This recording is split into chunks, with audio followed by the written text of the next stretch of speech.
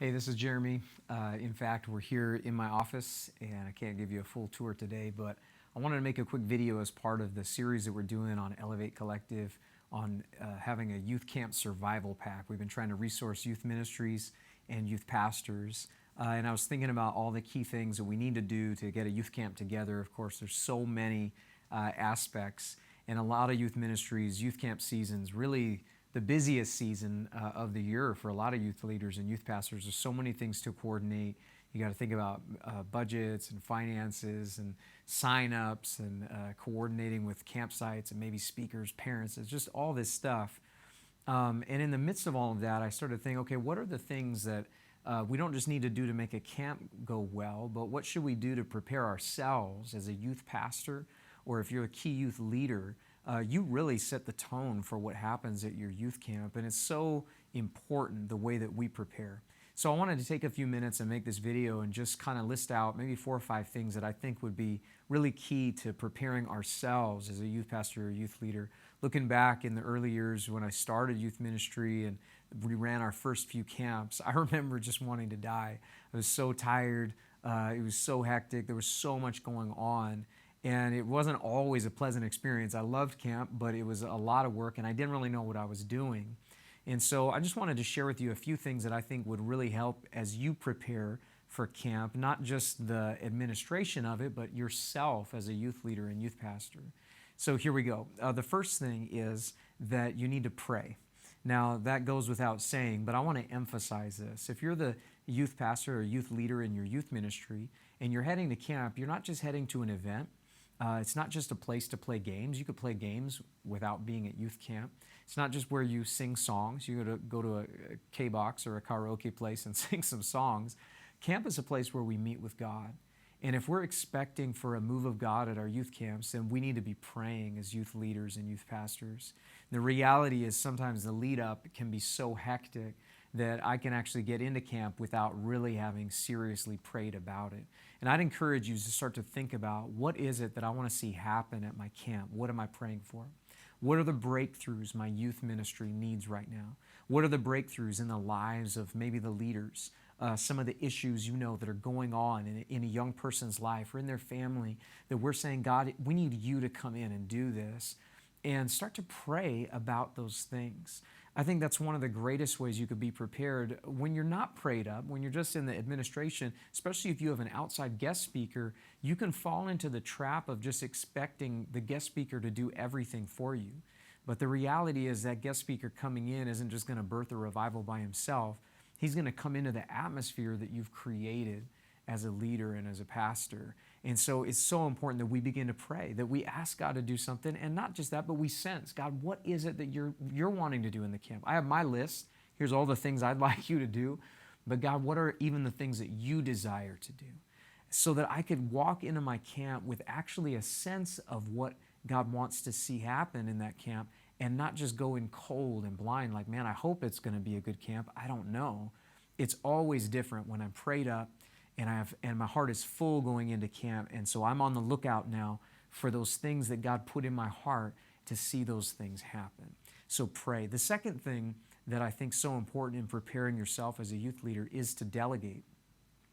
Now, camp's kind of a bigger deal, so you've probably already delegated many aspects of camp, but I want you to really think about that.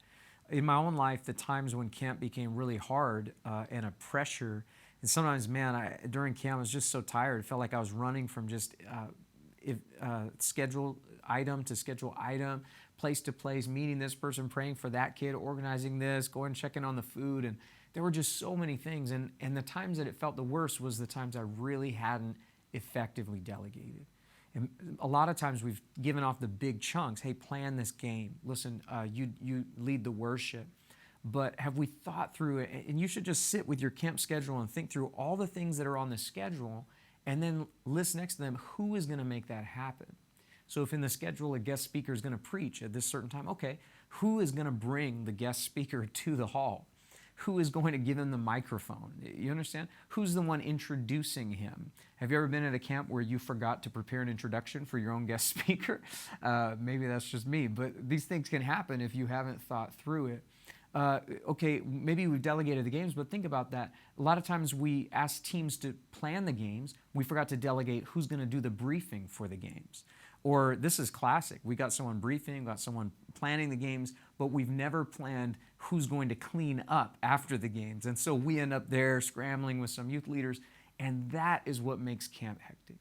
But as a youth pastor, youth leader, you want to be able to sense the atmosphere of the camp, to have fun with the campers, to see what God's doing, to really look after the big picture and make sure it's moving the way you want it to move. And the only way you can do that is when you really start to think through and delegate those little parts. One of the things you need to watch is for overlapping schedules. So if there's youth leaders that are maybe assigned to lead prayer or worship, but they're also the ones running the games, that's probably going to be a problem for you, in that they might not make it to the worship time or the prayer time because they might be cleaning up or prepping a game. That's somewhere I need to empower a leader if I don't want my camp to just run me ragged. So first of all, to pray. Secondly, delegate. And the third thing I'd encourage you to do really practically is actually to make a list of people, young people, and even youth leaders that you want to meet at camp. You might not get to all of them, but I would go to camp with a few key people that I want to get some time with. I want to talk to them. Maybe I want to talk to them about the next season of their life. Maybe I want to talk to them about some pastoral issues. Maybe I just want to catch up, and it's been a while since I've really got to connect. That don't just go to camp with no agenda. Don't just go with no plan. We know there's games and worship, but we're there for people. And what would make your camp so effective is if you had a plan. You know what? I want to meet these 4, 5, 6, maybe 10 people during camp. I'm going to find some time during a game, after a session, right before I'm going to pull them. I'm going to eat with them. So I don't just eat wherever. I purposely make a beeline for those people that I want to connect with during camp. And that makes camp just such a fruitful thing, I think, as a youth pastor and a youth leader. The fourth one is to share vision. To share vision. How do you prepare well for youth camp? Is prepare to share vision at camp. I don't just want to go to camp and, again, similar to the last point, kind of empty and not knowing what's going on. I would pray and ask God, Lord, what's the future of our youth ministry? Camp is such a great time to begin to impart vision and faith. There's a great atmosphere there. God begins to touch people's hearts. They're open. And I'd encourage you as a youth leader to be prepared and say, God, what's the next phase? It could be something simple. Hey, you know what? We're going to pray more as a youth ministry.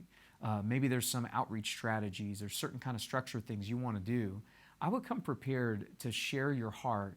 And that may be in various different ways. It might just be pulling some leaders aside. You might share in a whole session, or it might be wrapping things up after a main session, just kind of sharing some of the future of the youth ministry.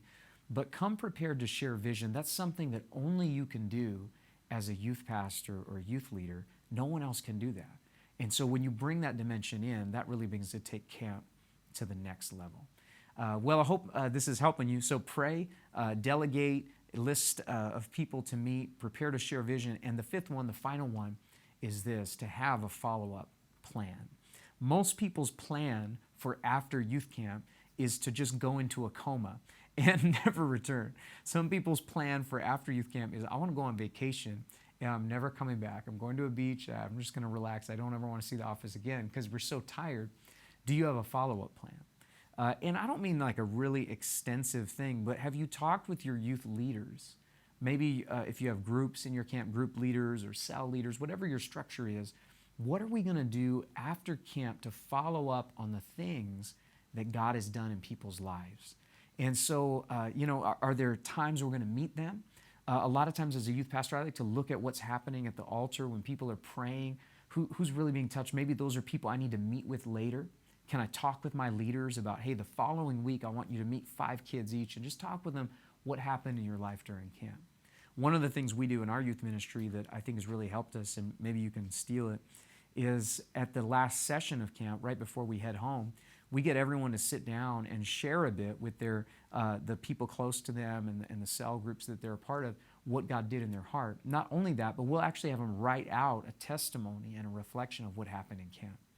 And so as we collect that, their youth leaders get to read it, and we get to sense kind of what God's really doing. Sometimes it's hard to touch base with everybody, but as we find out what God did in their heart, all of a sudden I can pick up like, hey, maybe I should meet this guy and encourage him. Wow, God did something really major in his life. Maybe He needs to connect a bit with a leader and pastor, and we can just keep cheering him on and help him go to the next level.